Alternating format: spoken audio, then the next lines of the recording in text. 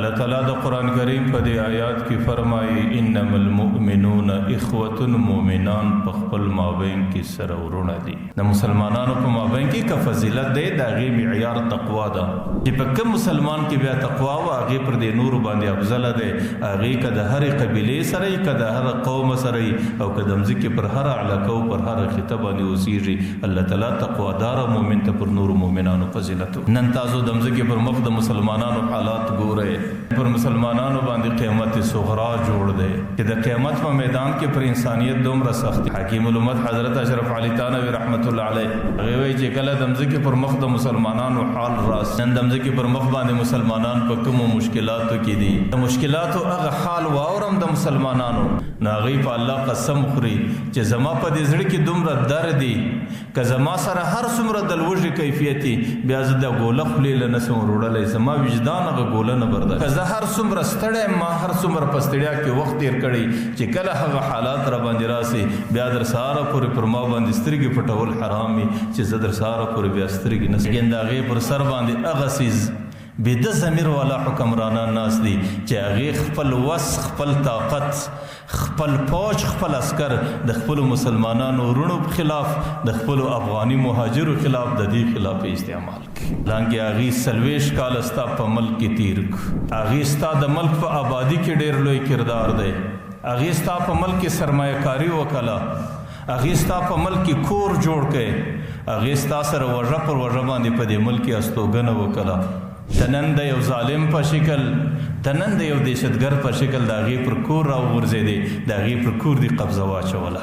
هغې کومه سرمایه کاري کړې او ظالمه تا پر هغې سرمایه کاري باندې قبضه واکړه لیکن دا به د مسلمان طریقه نه وي دا به د یو اسلامي حکومت طریقه نه وي چې په شپه شپه کې د هغې پر جایداد قبضه کول چې په شپه شپه کې د هغې پر کور باندې قبضه کول د هغې کور نړول د هغې بچانې او زنانې په ژړا کې د باندې ورته ولاړ او دی د هغې پر کور چې زموږ افغاني مسلمانان دي چې کم تکلیف دی وررسوي د هغه تکلیف په مخ کې لاس ونسئ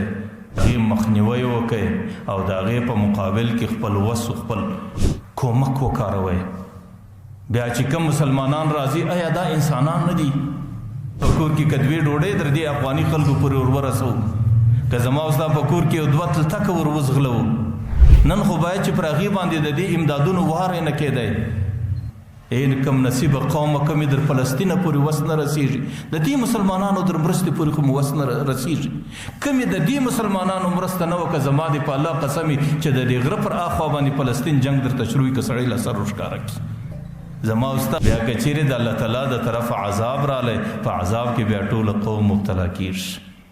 بني اسرائیلو کې چې به بعضې خلکو ظلمونه کول او نورو به ظالم در لاس نه نیوی چې کله به د الله عذاب رالی په هغې کې به ظالم او غیر ظالم بیا نه کتل کېدل چې څومره انسانان به هغوی به ټولو د هلاکت او تباهۍ سره بیا مخامخ کېدل بیا د مهاجرین د حبشي سره تلو د پیغمبر علیه صلات وسلام د هغې څه پوښتنې کولې صحابو اول د مکې څخه حبشې ته هجرت وکړي بیا وروسته مدینې ته اوس نو یو صحابي ته وایي چې د هجرت په دوران کې د یو څه ناوله ده لیدلې ده که دې نه ده لیدلې پیغمبر علیه صلات وسلام ورته وایي الله تعالی به هغه قوم ته څنګه نجات ورکړي هغې قوم به په غضب کې څنګه نه مبتلا کېږي چې د یو مظلوم دغه کیفیت وویني او د هغې مرستې ته دی ور وړاندې نه سي نو پیغمبر علیه صلات وسلام صحابو ته وایي تاسو د هغې مرستې ته ولې نه ور وړاندې کېداست الحمد لله نحمده ونستعينه ونستغفره ونؤمن به ونتوكل عليه ونعوذ بالله من شرور أنفسنا ومن سيئات أعمالنا من يهده الله فلا مضل له ومن يضلله فلا هادي له ونشهد أن لا إله إلا الله وحده لا شريك له ونشهد أن سيدنا ومولانا محمدا عبده ورسوله أما بعد فأعوذ بالله من الشيطان الرجيم بسم الله الرحمن الرحيم إنما المؤمنون إخوة وقال رسول الله صلى الله عليه وسلم المؤمن أخو المؤمن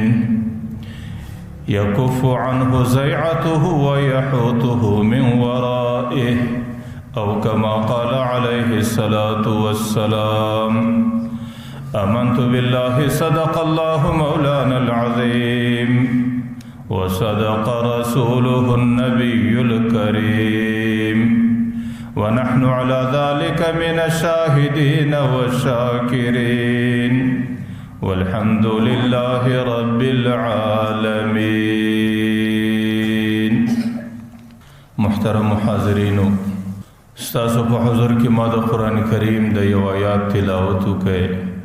او د هغې سره مې د پیغمبر علیه الصلاة والسلام د یو حدیث مبارک روایت پیش کړ. اللہ تعالیٰ د قرآن کریم په دې آیات کې فرمایي انما المؤمنون اخوة، مومنان په خپل مابین کې سره ورونه دي.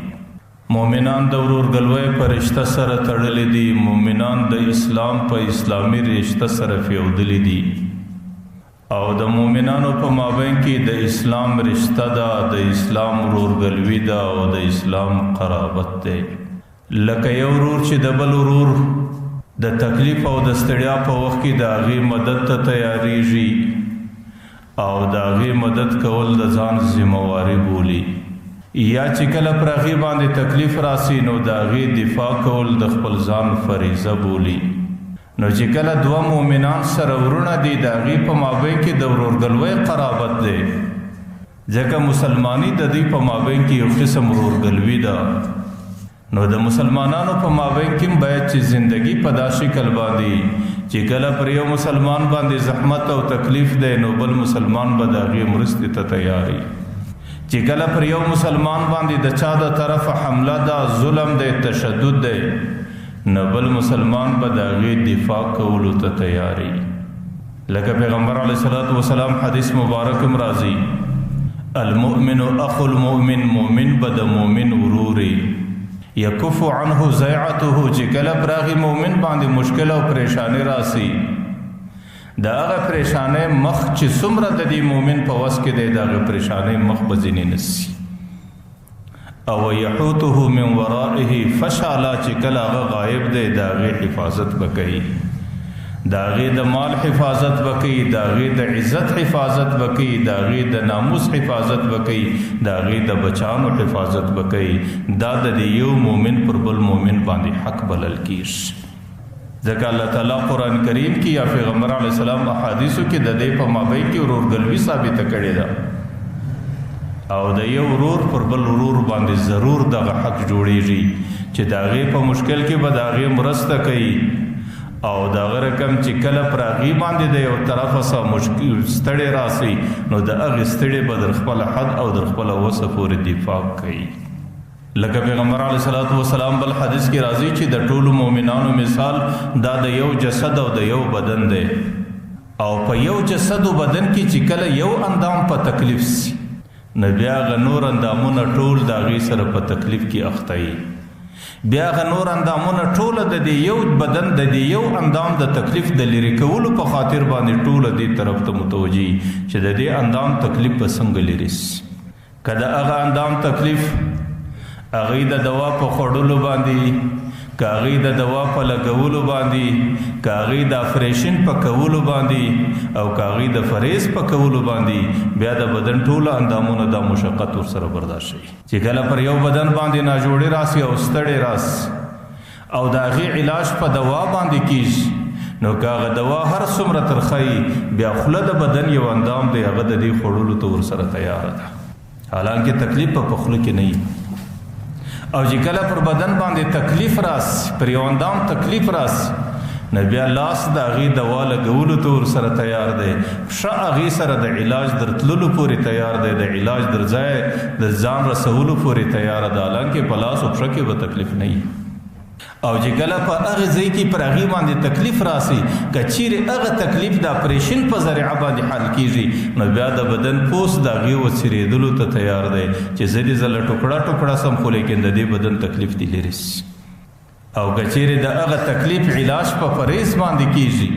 بیا د انسان نفس خپلو خواهشاتو قربانولو ته تیاری چې زه خواهشات قربانوم، زما چې څه غوښتنه د هغې قربانوم، ځکه زه فریض کوم او زه د دې خپل بدن علاج کوم، زه د دې خپل اندام علاج کوم. چې کله په فریض باندې د علاج کیږي، بیا د انسان نفس هغه فریض کولو ته که هر څومره مشقت دی ورته تیار دی. ځکه د بدن د انسان د بدن حیث د انسان د بدن اشتراک دی سره، او چې کله دی په یو حالت کې سره شریک دی، نو په غم او په شادي او په خوشحالي په ټولو کې د بدن ټول اندامونه سره یو رنګ دي. نو چې کله د مسلمان حیثیت د یو بدن دی او د مسلمان حیثیت د یو جسد دی، نو چې کله پرې د بدن پر یو جسد پر اندام باندې چې به تکلیف رالی، نور اندامونه ورسره ناقراره وي او نور اندامونه د هغه تکلیف لرې کولو ته تیاري. نو چې کله د مسلمان پر یو قوم باندې، د مسلمان پر یو فرد باندې، د مسلمان پر یو حصہ باندې، پر هغې باندې تکلیف رالی، نو نور مسلمانان به د هغې نصرت کوي او نور مسلمانان به د هغې دفاع کولو ته مکمل ورسره تیار وي. ځکه چې کله په بدن کې پر یو سترګه باندې تکلیف رالی، بیا ټوله بدن آرام نه کوي. چې بدن باندې پر یو سر باندې تکلیف رالی، بیا ټوله بدن په درد ورسره اخته دی. که هغه تکلیف د نس د درد دی، که هغه تکلیف د پښتورګو د درد دی، که هغه تکلیف د بدن د هرې حصې، نو بیا د بدن ټوله اندامونه بې قرار او بې آرامه دي. نو مسلمان چې کله د هغې پر یو کنج، پر یو طرف، پر یو طبقه، پر یو خطه باندې تکلیف وي، نو باید چې د مځکې د سر ټولو مسلمانان ورسره بې آرام او ناقرار وي. حالانکه مسلمانانو په مابین کې بیا تفرقه نسته، فرق نسته. نه مسلمانان په خپل مابین کې یو پر بل باندې فضیلت پیدا کولی شي. چې کم څوک د اسلام په رشته کې رالو، د هغې ټولو په مابین کې مساوات او سویه ده. بیا څوک دا نسي ویلی چې دا عرب دی، دا عجم دی، عرب پر عجم فضیلت لري. څوک دا نسي ویلی چې دا سپین رنګ دی، دا تور رنګ دی، دا سپین رنګ پر تور رنګ فضیلت لري. څوک دا نسي ویلی چې دا د مالداره حصې، د مالداره خطه د مځکه باندې اوسیږي، او دا غریب دی او پر مسکینه حصه د مځکې باندې اوسیږي، نو دا پر دې باندې فضیلت لري. فضیلت بیا دا تورو د سپین نسته، د عربو د عجم نسته، د مالدارو د مسکین نسته، د نارینه او د زنانې فضیلت بیا نسته یو پر بل باندې. د مسلمانانو په مابین کې که فضیلت دی، د هغې معیار تقوا ده. چې په کوم مسلمان کې بیا تقوا و، هغې پر دې نورو باندې افضله دی. هغې که د هرې قبیلې سره وي، که د هر قوم سره وي، او که د مځکې پر هر علاقه او پر هر خطه باندې اوسیږي، الله تعالی تقواداره مؤمن ته پر نورو مؤمنانو فضیلت وکړي. او دا حقیقت به کله ښکاره کېږي؟ دا حقیقت به د قیامت په میدان کې ښکاره کېږي. چې کله انسانان ټوله د قیامت په میدان کې سره راجمع سي، نو الله تعالی به دې ټوله انسانانو ته وایي: یا ابن آدم انکم جعلتم نسبا، تاسو په خپل مابین کې یو نسب نامه جوړه کړې وه. وجعلت نسبی، زمام د ځانه سره الله وایي یو نسب نامه لیکلې ده. ستاسو نسبه نامه څه وه؟ تی به ویل چې ان فلان ابن فلان خیر من فلان ابن فلان. تی به ویل چې فلانکی خو عرب دی، فلانکی خو عجم دی، او فلانکی مالدار دی، فلانکی مسکین دی، فلانکی د سپین رنگ والا دی، فلانکی د تور رنگ والا دی. ځکه دا پر هغه باندې فضیلت لري. الله ورته الیوم ازع نسبی، نن به ستاسو نسب نامه ډېره کښته، هغې ته به څوک غوږ نه نیسي. و ارفع نسبی، نن به زما نسب نامه ډېره راپورته وي. الله تعالی به د قیامت په میدان کې بیا راکوي چې این المتقون، نن زما په نسب نامه کې د ټولو څه فضیلت والا متقیان دي، او زما حضور ته نن متقیان انسانان راطلب کړي. ځکه د مسلمانانو په مابین کې فضیلت نشته، د مسلمانانو په مابین کې ورورګلوي ده، او مسلمانان ټوله د اسلام په رشته کې سره ورونه دي او د اسلام په رشته سره تړلي دي. چې کله د اسلام په رشته کې مسلمانان سره تړلي دي، بیا خو د دې تقاضا دا ده چې یو مسلمان به د بل مسلمان د درد او د تکلیف احساس ضرور کوي. چې کله د مځکې پر یو خطه باندې مسلمانان په مشکلات کې رالو، چې د مځکې پر بله خطه باندې کوم مسلمان اوسیږي، هغه مسلمان به د هغې مسلمان د تکلیف سره ځان په تکلیف کې بولي، د هغې د تکلیف د احساس به کوي، او د هغې غم او فکر به ورسره وي. بیا چې پر کومه خطه باندې د مسلمان کور سوځل کېږي، ټولو مسلمانان به دا بولي چې دا زما کور سوځل کېږي. بیا چې د مځکې پر کومه خطه باندې د مسلمان بچی شهید کېږي، د مځکې پر هره خطه چې مسلمان اوسیږي، د هغې د ایمان تقاضا دا ده چې هغې به دا بچی د ځان بچی بولي. بیا د مځکې پر کومه خطه چې مسلمان بې کوره کېږي او د مځکې پر کومه خطه باندې چې د مسلمان آل و عیال د اور په لمبو کې سوځل کېږي، بیا به د مځکې پر هره خطه چې مسلمان اوسېږي د هغې سره به دا احساس وي، د هغې سره به دا فکر وي، د هغې سره به دا غم وي چې دغه کور دغه آل و عیال چې د اور په لمبو کې سوځل کېږي دا زما کور دی، دا زما عیال دی، دا زما اهل دی. ځکه الله تعالی دی د ایمان فرشته سره تړلی دی. الله تعالی د ایمان فرشته باندې دی یو د بل ورور ګرځولی دی او د ورور به د ورور سره دغه کیفیت. بیا به مسلمان ایمانی تقاضا، بیا به مسلمان د خپل ایمان معیار څنګه ټاکي چې په ما کې ایمان در کومه حده پورې دی. بیا د مسلمان د ایمانی تقاضا ده چې مسلمان به په خپل ګریوان کې سر کښته کوي چې د مځکې پر کومه خطه باندې مسلمان شهید کیږي، د مسلمان وینه به ویل کیږي او د مسلمان چیغې دي او د مسلمان کور او آل و عیال په لمبو کې لولفه کیږي، آیا د ده په دې زړه کې درد ورسره پیدا کیږي که نه پیدا کیږي؟ آیا دته د هغې مسلمان د دغه تکالیف او احساس دلې په زړه کې پیدا کیږي که نه پیدا کیږي؟ که چیرې د ده په زړه کې د هغې مسلمان د تکلیف احساس پیدا کیږي او د هغې په درد باندې دی ورسره دردیږي او د هغې په غم باندې دی غمجن کیږي، بیا خو ښکاره خبره ده چې ایمان ژوندی دی، بیا خو ښکاره خبره ده چې ضمیر وجود لري او بیا خو ښکاره خبره ده چې دا سړی دا ژوندي ضمیر مالک دی او د ژوندي او د باروحه ایمان مالک دی چې د بل مسلمان په درد باندې سړی دردیږي. اوس دا جلا خبره ده چې د هغې مسلمان در امداده پورې د هغې در مرستې پورې زما لاس رسیږي که نه رسیږي، لیکن د زړه درد دا زما حالت دی، د زړه درد دا زما کیفیت دی او د زړه درد دا زما په وسو په اختیار کې دی چې در کومه حده پورې د هغې مسلمان پر حالاتو زما زړه درد کوي. نو که چیرې زړه ورسره دردیږي ما درته ویل ضمیر ژوندی دی، بیا د انسان په ایمان کې روح سته، بیا انسان د ژوندي ایمان مالک دی. لیکن خدا نخواسته که چیرې د مځکې پر یو خطه باندې پر مسلمانانو باندې د اورونو باران دی او د مسلمانانو د بچانو اندامونه د اور په لمبو کې کبابیږي او د مسلمانانو د خپلو بچانو اندامونه هغوی په خپلو کپړو په خپلو جامو کې راټولوي او د مسلمانانو کورونه او د مسلمانانو عیانونه دا په اور په لمبو کې او د وینو په ولو کې لمبیږي او زه ځان ته مسلمان وایم، بیا زما سره غم د کرکټ دی، بیا زما سره غم د ورلډ کپ دی او زما سره غم د کرکټ د ګټلو د بایللو دی. زه پر دې باندې ناچیږم، زه پر دې باندې چکچکي کوم، زه پر دې باندې اتڼونه کوم او زما سره د دې فکر را سره دی او نور نه زما سره څه احساس ته، نه زما سره څه فکر سته، نه د مسلمان څه غم زما په زړه کې سته. بیا چې د مسلمان د بچانو هغه تصویرونه زما مخ لراس یا خو هغې ګورم نه او که ګورم لکه زه چې یو فلم ګورم، لکه زه چې یو ډرامه ګورم، لکه زه چې یو جیلي کاروایي ګورم، ځکه زه چې هغې در نظر باسم بیا زما هغې در نظر وځي او زما ټوله همدردي، زما ټوله خوشحالي او زما ټوله پریشاني او زما ټوله غم دا د کرکټ پر میچ باندې دی. زه دا هغه مسلمان دی چې دې کې ژوندی ضمیر نسته، دا هغه مسلمان دی چې دې کې د ضمیر ذره نسته، دې ته زموږ په اصطلاح کې بې ضمیره مسلمان ویل کېږي. دا هغه مسلمان دی چې دې کې ژوندی ایمان نسته او دا هغه مسلمان دی چې الله تعالی د غیرت څخه خلاص کړی دی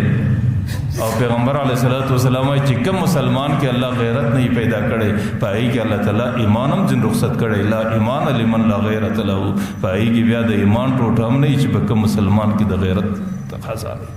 نن تاسو د مځکې پر مخ د مسلمانانو حالات ګورئ، نن پر مسلمانانو باندې قیامت صغرا جوړ دی چې د قیامت په میدان کې پر انسانیت دومره سختی نه ده لکه پر هغې مسلمانانو باندې چې نن په خپل وطن او پر خپله خطه څومره سختی ده. نن د هغې ټوله وطن یو طرف ته 10 کیلومیټره بل طرف ته 15 کیلومیټره په هره شپه کې د هغې د بمبارولو د هغې د سوځولو دپاره د هغې پر سر باندې سل تیارې ګمان راغورځي، د هغې بچان در دیوالو لاندې، د هغې بچانو چغې در بامو لاندې او د هغې د بچانو اندامونه او ټوکړې پر مځکه باندې سره اوار.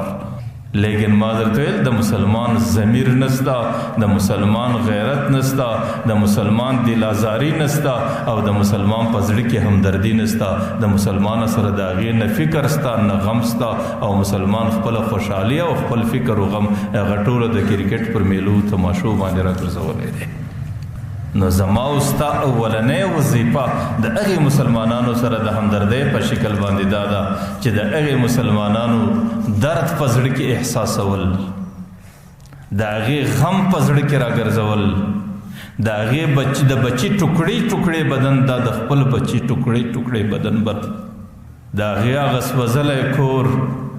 د هغې هغه په وینو رنګېدلي اندامونه، دا د خپل کور بلل او دا د خپلو اندامو په وینو باندې رنګېدل. صرف د هغې خبرونه اورېدل، صرف پر هغې باندې تبصره کول او صرف د هغې څه بس نور بېغمه کښېنستل. دا د مسلمان خاصیت نه دی، دا د مسلمان همت نه دی، دا د مسلمان ضمیر نه دی، دا د مسلمان غیرت نه دی.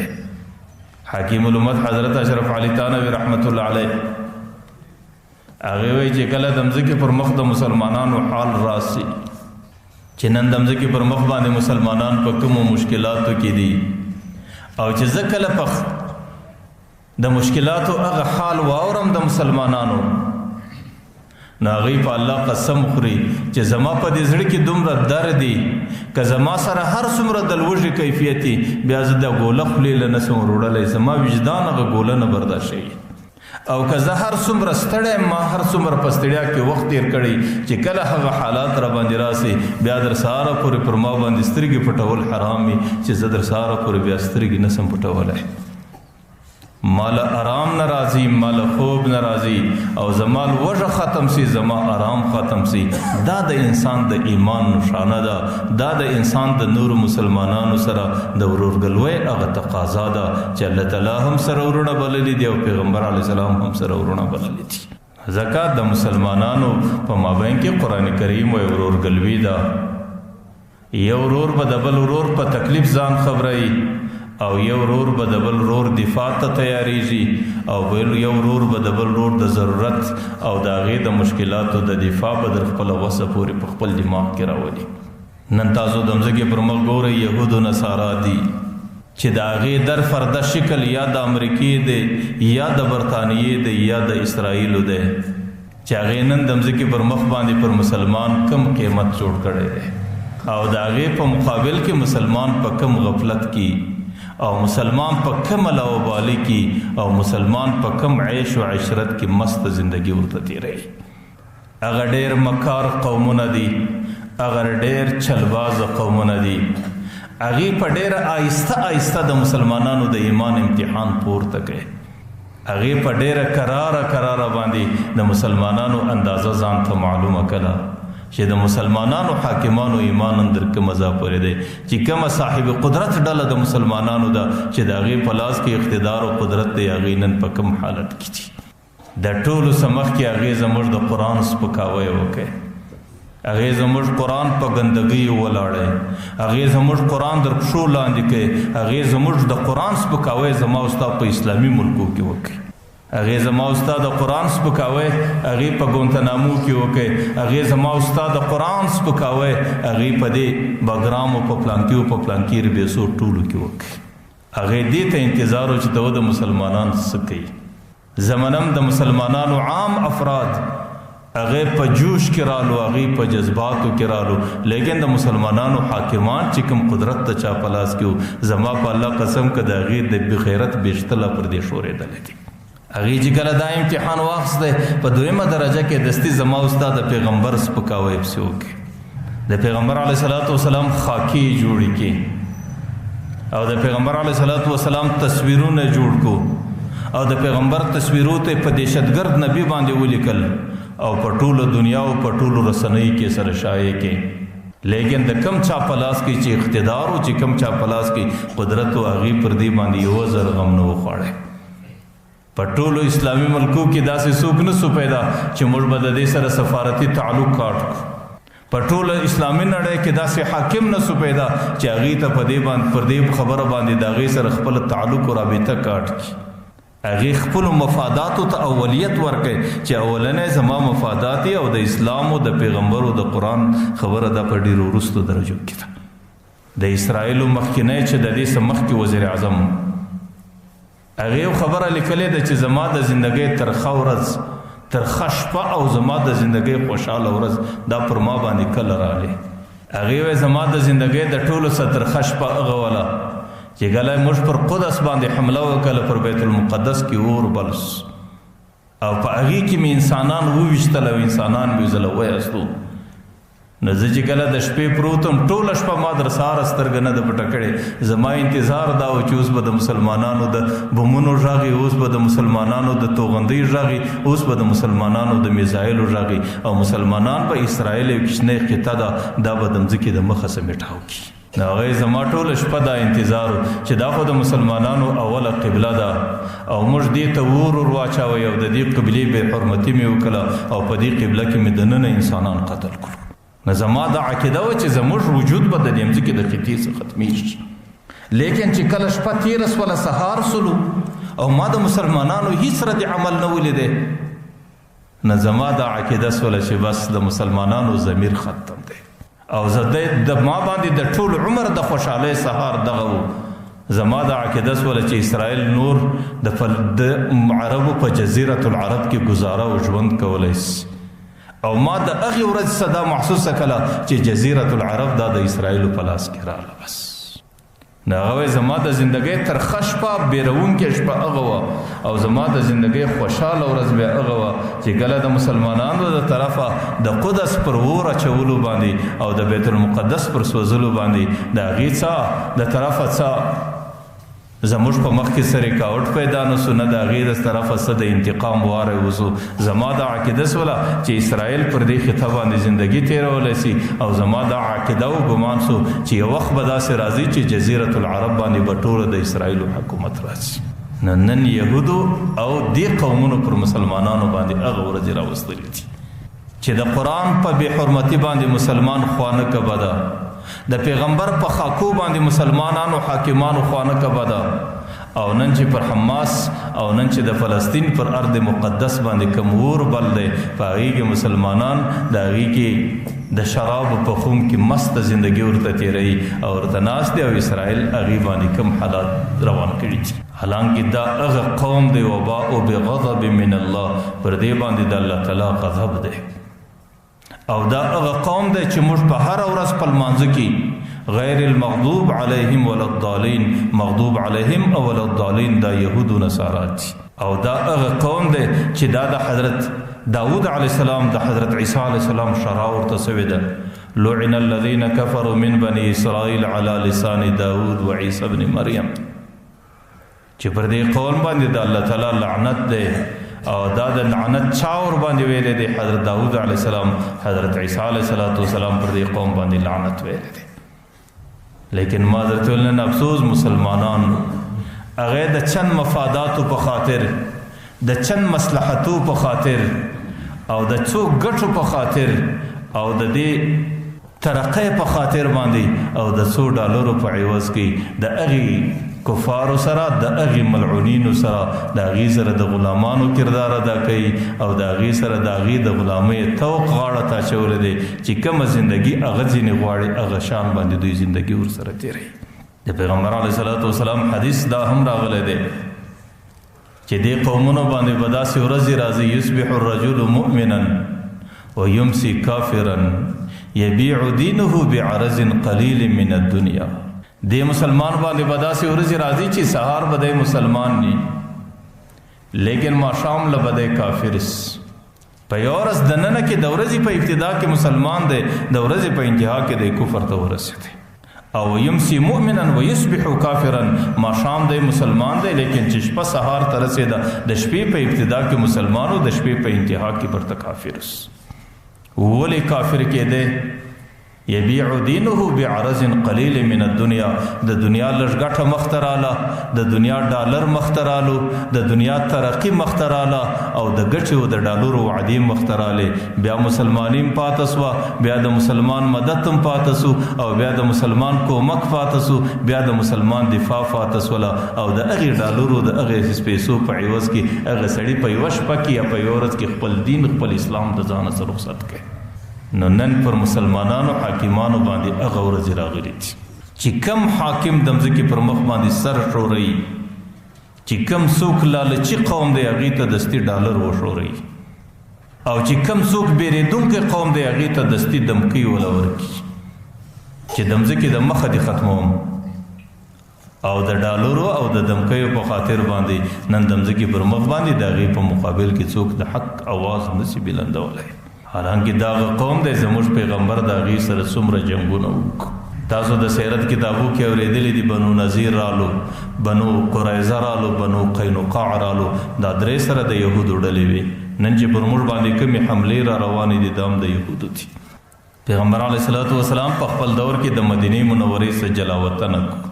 هغې ته ویل چې مدینه منوره کې تاسو زندگی نسئ کولی، ځکه هغه ډېر مکار قوم و، هغې ډېر بدبخته قوم و، هغه ډېر منافق قوم ولو، او هغې ډېر چالاک او چم جوړونکی قوم. پیغمبر علیه الصلاة والسلام هغې د مکې مکرمې څخه جلاوطن مدینې منورې څخه جلاوطنه کړو. بیا دوی څه زمانه په خیبر کې تېره کړه، او اووم کال د هجرت باندې پیغمبر علیه الصلاة والسلام خیبر ته ورغلی.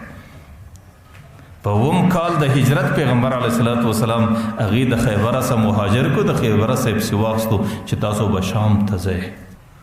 نن دغه اسرائیل دی، د خیبر مځکه اوس برته در پرده د دوی په لاس کې ده، ځکه دوی پر مسلمانانو دا شرط ایښی دی چې دا زموږ د اباو د اجدا میراث دی، دا زموږ د نیکهګانو مځکه ده.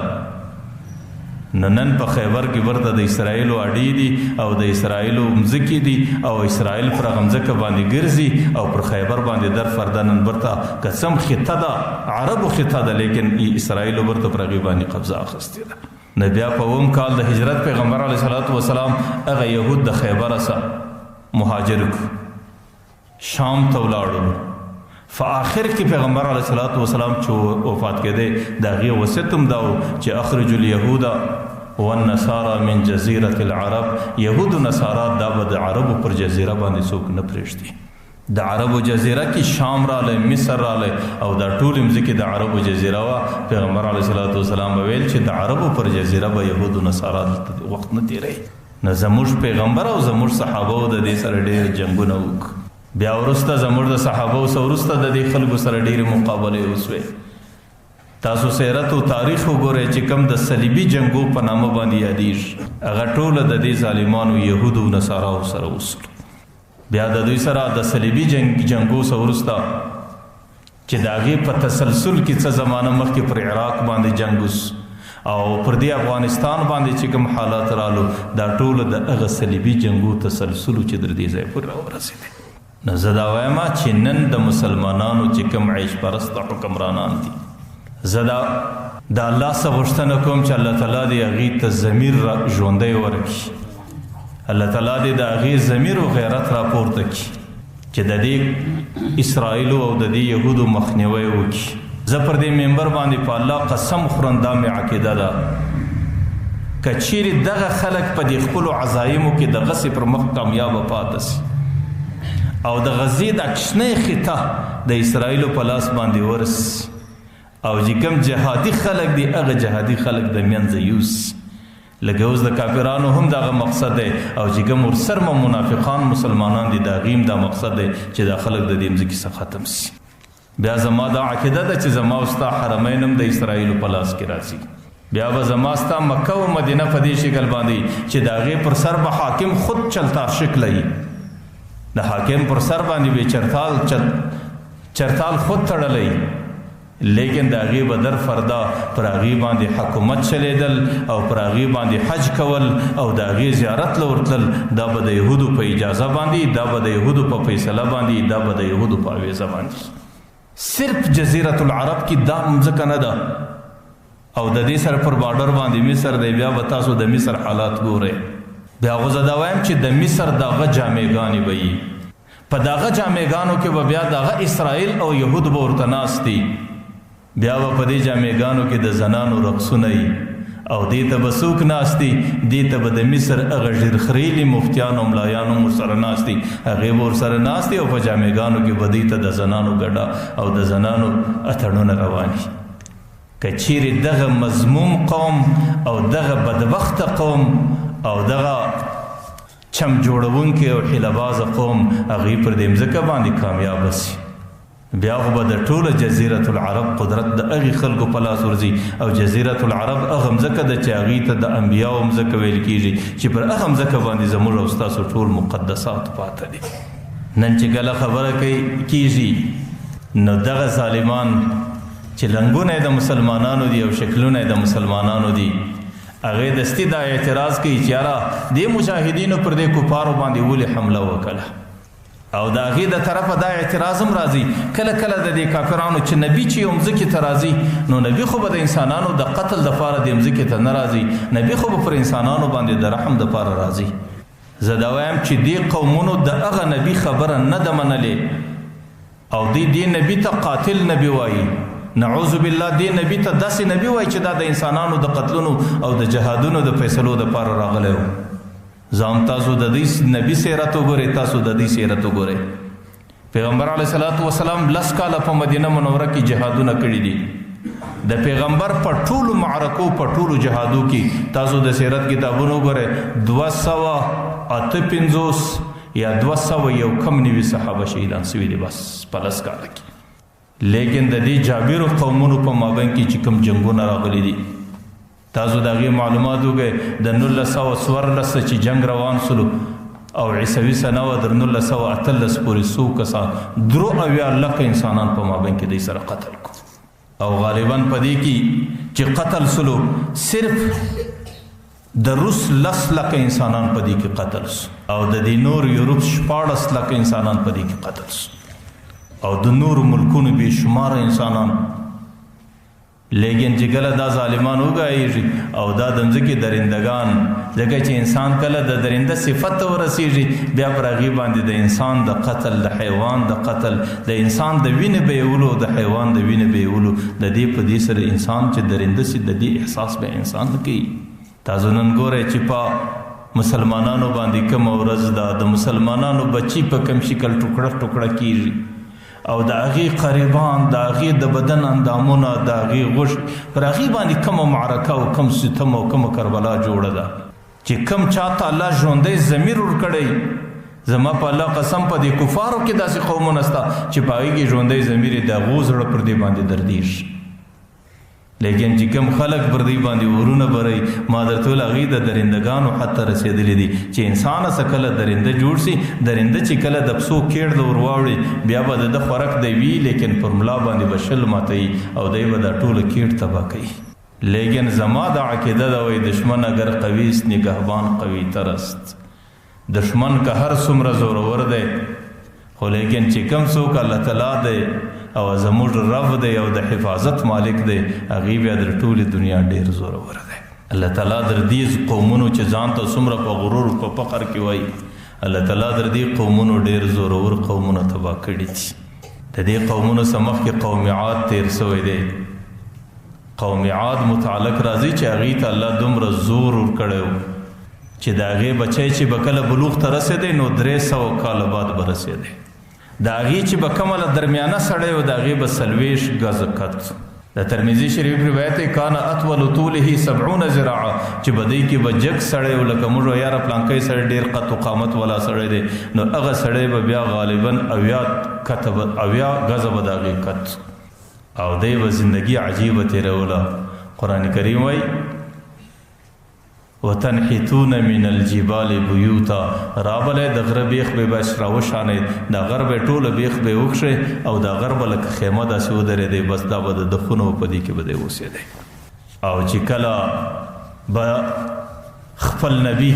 حضرت هود علیه الصلاۃ والسلام دوی ته دعوت ورکوي چې ظلم مه کوئ، هغه قوم ظالمان دی به من اشد منا قوه، در موږ به زورور څوک. د قوم عاد متعلق راځي د هغې دغه یو غاښ د دې غاښ اوږدوالی به غالبا 4 لویشت و. د هغې د غاښ سور چې و هغه به 2 لویشت و. د هغې د یوه زامه دا به 10 ګزه وله 10 لاسه به وله. لیکن چې کله الله تعالی ورته په قهر و اما عاد فاهلكوا بريح صرصر عاتيه بیا الله تعالی پر دوی باندې تیزه هوا راوستله نو بیا په هوا کې پورته کړو او په اسمان کې د دې سرونه سرور وجنګول او بیا د هغې څه وروسته پر دې مځکه باندې راوغورځول کانهم اعجاز نخل خاویه. قرآن کریم وایي بیا پر دې مځکه داسې ځله اوار پراتو لکه د خورما درخته چې د بیخه وکاږي یوه چپه پرته ده یوه راسته پرته ده د یوې تنه یوې خواته پرته ده یوې تنه بلې خواته پرته ده بیا پر دې مځکه باندې داسې ځله هوار. الله تعالی پیغمبر علیه السلام ته په هل ترى لهم من باقیه ته وګوره اوس د هغې څه نوم و نښان پر دې مځکه باندې پاته دی. زه دا وایم چې دشمن اگر قویس دشمن قسم ډیر زورور دی خو لیکن نگهبان قوي ترست چې کم څوک د انسانانو حفاظت والا دی هغې در ټولو زورور دی. د الله تعالی امتحاني دنیا ده امتحانات به راځي او دې دنیا کې الله تعالی انسانانو ته د درجاتو د دې د ټاکنې زمانه دا دنیا ده چې کم چاته الله تعالی شهادتونه ورکوي د هغې به درجات بلندوي. لیکن الله تعالی د جنت سره وعده د ډکېدو کړې ده د جهنم سره هم د ډکېدو وعده کړې ده. دا نور خلک به په خپله درله باسي چې هلته امتحان ورته روان دی جنت والا پر دې طرف روان دی جهنم والا پر دې طرف روان دی هر سړی په خپله خوښه باندې دی. ځکه پیغمبر علیه الصلاة والسلام حدیث دی چې مسلمانان سره ورونه دي او د ورورګلوۍ تقاضا دا ده چې کله پر یو ورور باندې مشقت او تکلیف راسي نو بل ورور به د هغې نصرت او کومک ته راوړاندې کېږي او چې کله پر یو ورور باندې سخت راسي نو بل ورور به د هغې د سختې مخنیوي ته ور وړاندې کېږي. زه دا وایم چې نور خو زموږ ستاسو زه په وس باندې نه ده که چیرې یو سړي ته په خپل زړه کې به دا فیصله کوي که چیرې ما ته د هغه ځای د رسېدلو ترتیب برابر سي زه به په خپل نفس باندې هغه مقابلې ته د هغه مسلمانانو مرستې ته د هغه مسلمانانو کومک ته وړاندې کېږم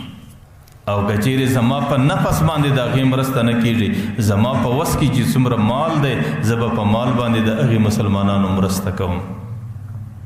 او که زما سره قلم دی زه به په قلم د هغې په مرسته کې استعمالوم او که زما سره ژبه ده چې په کم شکل باندې زما طاقت باندې د هغې مرسته کېږي دا نن د ټولو امت مسلمه فریضه ده دا نن پر ټولو امت مسلمه فرض دی او دا د امت مسلمه دپاره فرض عین دی چې په کم شکل باندې د هغې د هغه مجاهدینو وس کېږي او د هغې مرسته کېږي د هغې مرسته ته به ځان رسي. ما او تا چې پر کومه خطه باندې اوسېږو پر کوم ملک باندې اوسېږو افسوس د دې ملک پر حالاتو باندې دی. دا د ټولو امت مسلمه قائدانه کردار ادا کوي وایي زه د ټولې مځکې پر مخ باندې اټمي ملک یم او د اټمي اصطلاح په دنیا کې دا ده وایي چې که ملک اټم جوړ کړي هغې د خپل ځان حفاظت مضبوطه کوي پر هغه ملک باندې څوک حمله نشي کولی. د ټولو امت مسلمه د عوامو د دیندارو مسلمانانو د دې ملک څخه دا تمه وه چې هغې به خپل قوت هغې به خپل زور هغې به خپل اسلحه هغې به خپل استعداد دا د دې کفارو په مقابل کې استعمال کړي او د دې کفارو په مقابل کې به اعلان جهاد او اعلان جنگ وکړي. لیکن د هغې پر سر باندې هغه څیز بېده ضمیر والا حکمرانان ناست دي چې هغې خپل وس خپل طاقت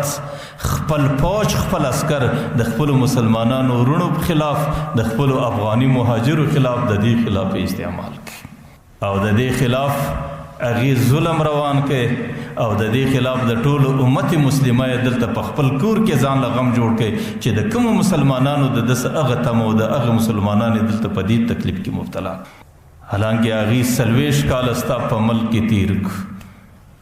هغې ستا د ملک په آبادي کې ډېر لوی کردار دی هغې ستا په ملک کې سرمایه کاري وکړه هغې ستا په ملک کې کور جوړ کړی هغې ستا سره وژه پر وژه باندې په دې ملک کې استوګنه وکړه ته نن د یو ظالم په شکل ته نن د یو دهشتګرد په شکل د هغې پر کور راوغورځېدې د هغې پر کور دې قبضه واچوله چې هغې کومه سرمایه کاري کړې او ظالمه تا پر هغې سرمایه کاري باندې قبضه واکړه او هغې نن په داسې شکل باندې رخصتۍ لکه یو څوک چې مجرمي، لکه یو څوک چې ستا سره ډېر په بد حالت کې، لکه یو څوک چې ستا سره په معرکه او مقابله کې مخامخي، په دغه شکل باندې د هغې سره ظلم کول، هغې د دې وطنه سره رخصتول، هغې د دې وطنه سه ایستل. حالانکه هغې ته الله تعالی حکومت ورکړی دی، هغې ته مځکه ورکړې ده، زمنم د هغې خپل وطن دی.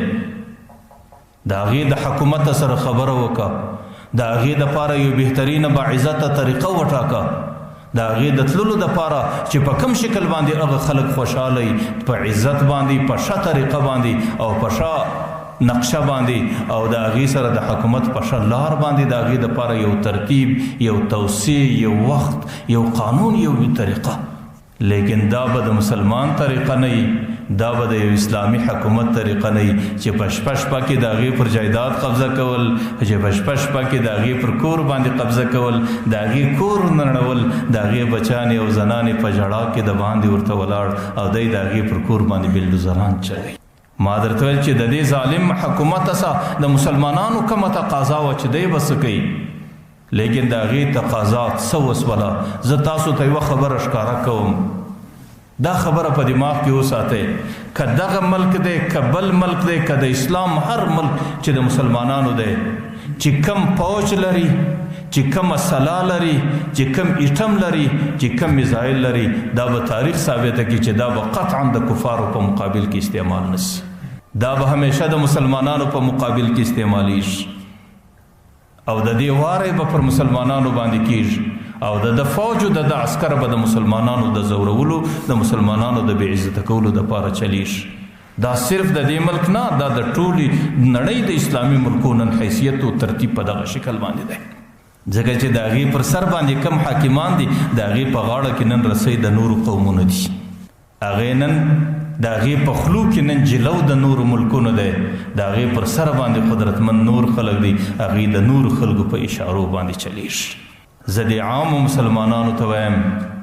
چې د دې ظالمانو په مقابل کې ودرېږئ، چې زموږ افغاني مسلمانان دي چې کم تکلیف دی ورسوي، د هغه تکلیف په مخ کې لاس ونیسئ او د هغې مخنیوی وکړئ، او د هغې په مقابل کې خپل وس و خپل کومک وکاروئ. بیا چې کوم مسلمانان راځي، آیا دا انسانان نه دي چې په دې کلا کې د هغې کډې ولاړې دي، دلته ولاړ دي، دلته ولاړ دي، د هغې سره زنانې ورسره دي، د هغې سره بچان ورسره دي، پر هغې باندې ورځې تېرېږي، پر هغې باندې شپې تېرېږي. آیا د هغې به ورځ په کوم شکل، د هغې به شپه، آیا هغې د خوراک ضرورت نه لري، هغې د خوب د آرام ضرورت نه لري، هغې د تقاضای حاجت د ځای ضرورت نه لري، هغې د دا مشکلاتو سره آخر دي څوک خو یا زما او ستا ورونه دي، یا زما او ستا خوندې دي، یا زما او ستا په اسلام باندې شریک انسانان دي. نن لکه حکومت چې څنګه غافله دی، تاسو ما ته ګورئ، په الله قسم ما او تا در حکومت نن ډېر غفلت کوو. نن زما او ستا په کور کې که دوې ډوډۍ در دې افغاني خلکو پورې ور ورسوو، که زما او ستا په کور کې یو دوه تلتکه ور وزغلوو،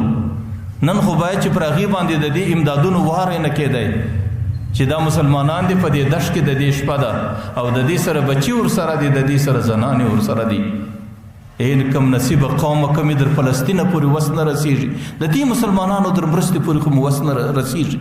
کمې د دې مسلمانانو مرسته نه وکړه، زما دې په الله قسم چې د دې غره پر اخوا باندې فلسطین جنګ درته شروع کړي، که سړی له سر ورښکاره کړي، زما او ستا دغه مرسته په وسه نه کېږي، نو ما او تا به هلته چیرې ولاړ شو، هغه به څه وکړو. حالانکه د دې مسلمانانو مرسته کول، زه دا وایم چې دا ملک په دغه ظلمونو باندې تباه کیږي. دا ملکونه زما او ستا د بچانو مستقبل دی، او د مسلمانانو مرکزونه دي، او په دې کې مدارس دي. دغه ملک دغه حاکمانو دغه ظلم کوي، دا ظلم به د خپل ملک په خپله تباه کوي. حضرت ابو هريره رضی الله عنه یې روایت دی، په دې حیوانانو کې، په دې مرغانو کې سرخاب یو مرغه دی چې زموږ په اصطلاح کې سرخک بولي. په عرف کې دا مرغانو په اصطلاح کې دا ډېر ظالم دی د مرغانو په معاشره کې، لیکن د هغې د ظلم نتیجه دا ده چې کله د ظلم دوره تېره سي او پر هغې باندې چې وروسته آخر وخت راسي، هغې ته الله تعالی داسې خوف او بیر ور واچي چې هغې په دې خپله غار کې د خوف او د بیرې څه بیا مري،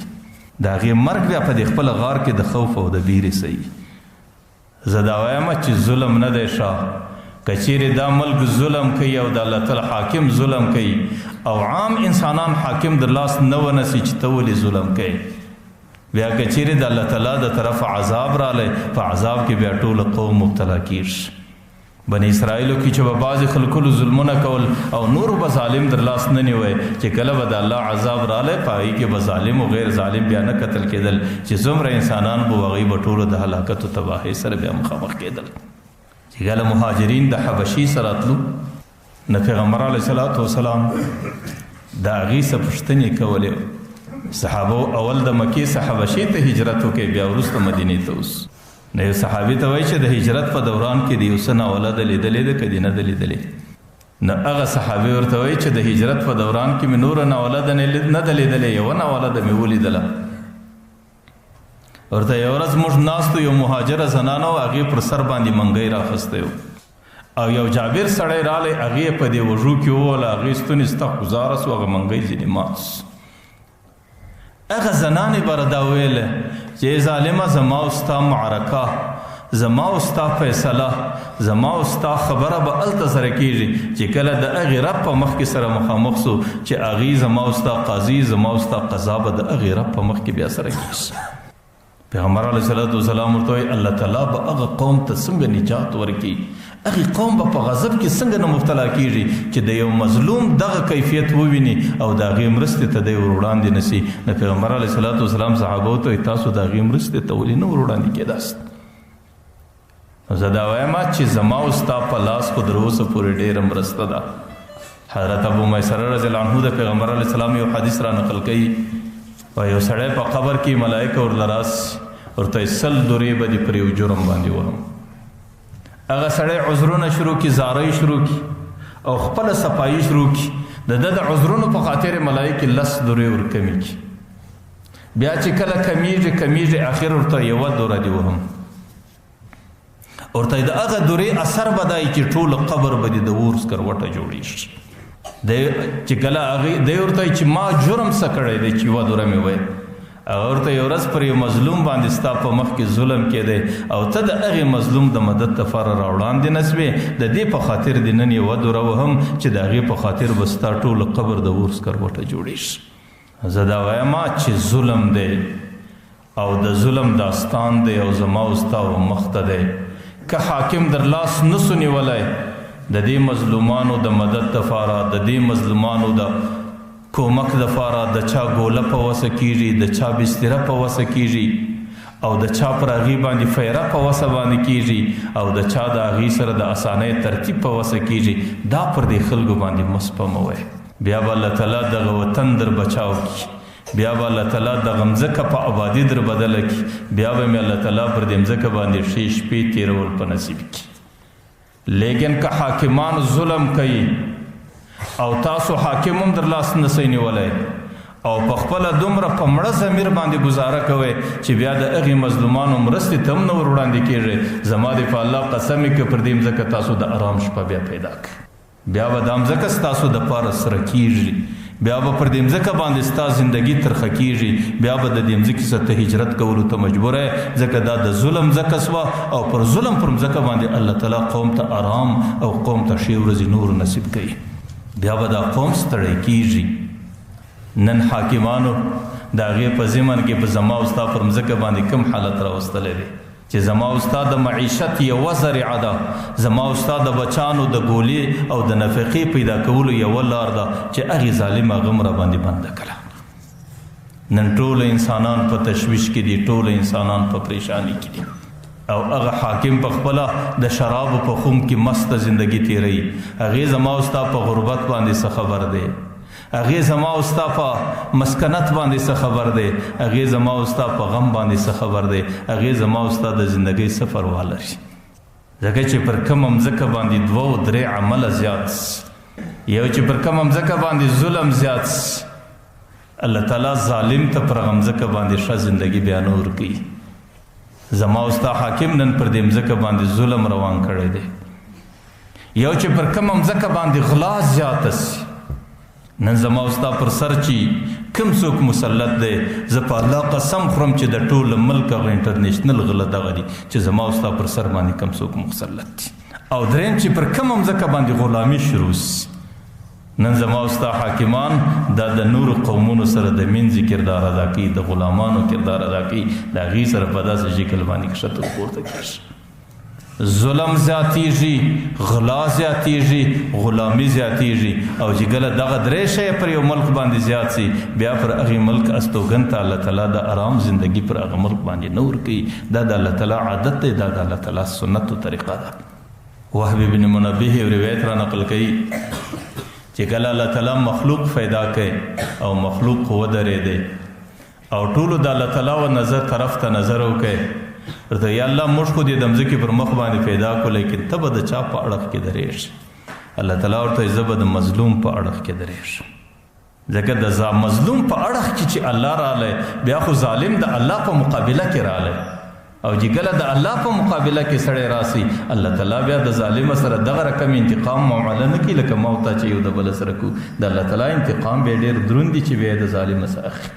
وهب بن منبه یو روایت را نقل کوي چې بني اسرائیلو کې یو بادشاه رالی، هغه بادشاه خپله بنګله جوړه کړه، محل یې جوړه کړي چې کله د باندې راووتی په څنګ کې د یو کوډلي د یو زنانې کوډل وله باره یې خوند نه کوي، ورول دا کوډل د چا ده؟ هغې ورته ویل چې د یو زنانې ده. باره ورته ویل بس دا کوډل نسکوره کوي، زنانه دې ځه سبسي واخلي. زنانه په خپل کار پسې تللې وه چې د هغې خوا سره راله، د هغې کوډل نسکوره سوې ده، د هغې کوډل دغه ځای څخه ختمه سوې ده. باره یې سر سر تور کوي، ژړا یې وکړه، ویل یا الله ځکه نه هم ته چیرې وې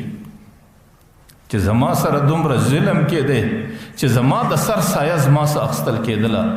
او زما د سر سایه زما څه نړېدله او زه پر دې دشت بیابان باندې پاتېدلم، ځکه نو هم ته چیرې وې؟ الله تعالی په هغه دقیقه کې حضرت جبرائیل ته وایي ورسه دغه محل پر دې خلکو باندې پر دې بل خوا راوړه. نو زه دا وایم چې ظلم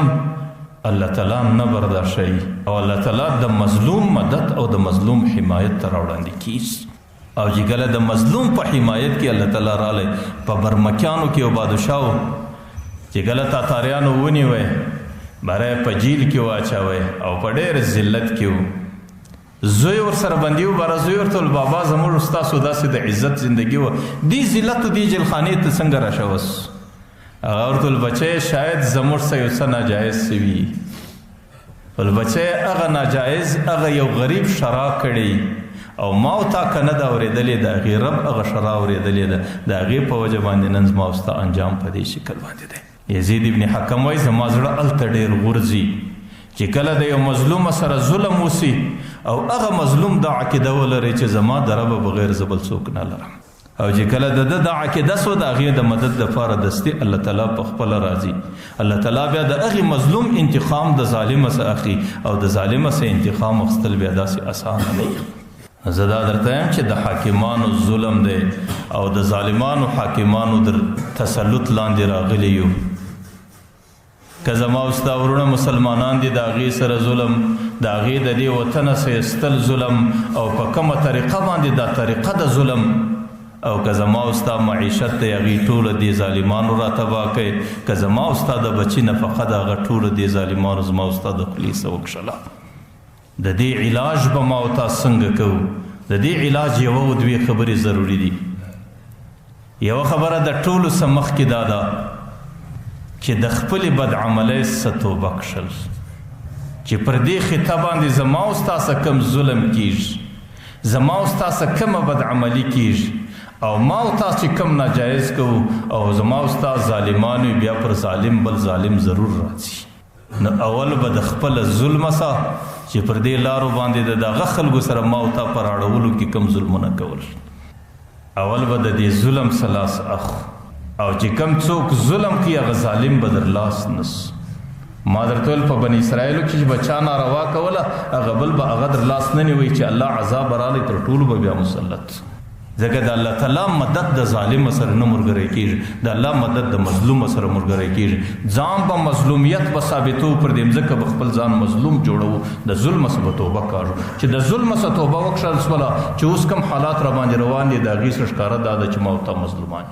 او د مظلوم سره د الله تعالی مرسته راځي، د مظلوم سره د الله تعالی مدد راځي. او دویم چې د ظلم سمې په مابین کې په خپل مابین کې لاس سره ورکول، په خپل مابین کې اتحاد کول، د خپل حق د غوښتنې دپاره اتحاد اتفاق، د خپل حق د غوښتنې دپاره یو موټی جوړېدل. ځکه پیغمبر علیه الصلاۃ والسلام حدیث هم راځي چې ید الله علی الجماعه، د الله تعالی نصرت د اتفاق سره راځي. چې په کوم وس باندې الله تعالی ته مکلف کړي، چې څومره استعداد ته الله تعالی درکړی دی، د هغې په خاطر باندې د خپل حق د غوښتنې دپاره او خپل هلې ځلې او خپل محنت او خپل کوشش پر کار باندې اچول. او درېیمه آخري خبره دا ده چې د دې متعلق د خپل رب څخه غوښتنه کول، د خپل رب څخه مدد غوښتل. زه دا درته وایم پر دې خلکو باندې مصیبت راغلی دی، ستړی راغلی ده. نن چې هر سړي ته ګورې پریشانه دی. پریشانی دوه قسمه ده. پریشانی چې پر مځکه راځي، یو د الله تعالی غضب او عذاب دی، یو د الله تعالی رحمت او اسانی ده. لیکن سړی به څه معلوموي چې پر دې خلکو چې پریشانی راغلی ده، دا د الله تعالی قهر دی او که د الله تعالی رحم دی. که چیرې د پریشانی په وخت کې نور اسباب هم پر کار باندې اچول کېدل د پریشانی د ختمېدو دپاره، لیکن د ټولو څه زیاته توجه د الله تعالی و ذات ته وله، بیا په دې باندې پوه سه چې دا پریشانی د الله رحمت دی، الله به یې لرې کوي. صرف په دې پریشانی یو څو ورځې د انسانانو امتحان اخلي، بیا به الله تعالی دغه سختې ورځې په ښو ورځو بدلوي. او که د پریشانی په وخت کې ما هر څه کول، منډې مې کولې، مظاهرې مې کولې، ډلې کېدلم، هر څه مې کول، لیکن چې کوم د الله تعالی طرف ته زما فکر و هغې طرف ته زما سوچ نه راګرځېدی. نه مې دعا کوله، نه مې نفل کوی، نه مې د ګناه څخه توبه کښله، نه مې د خپل رب سره توجه و رجوع برابروله. بیا په دې پوهېږه چې دا پریشانی د الله قهر دی چې پر دې مځکه باندې راغلی ده. نو ځکه یو د ظلمه څخه توبه کښل او د خپل رب سره خپل لیکه برابرول، او دویم د خپل حقوقو د حصول دپاره اتحاد او اتفاق کول، او دریم چې خپل رب دی د خپل محنت سره د الله تعالی څخه غوښتنه کول او د الله تعالی مدد د ځان شامل حال ګرځول. بیا به د پریشانی څو ورځې الله تعالی به دا په اسانی بدلوي، او دا د پریشانی ورځې به الله ختموي، الله به د خوشحالۍ ورځې راولي. الله تعالی دې دا څو خبرې قبول کړي.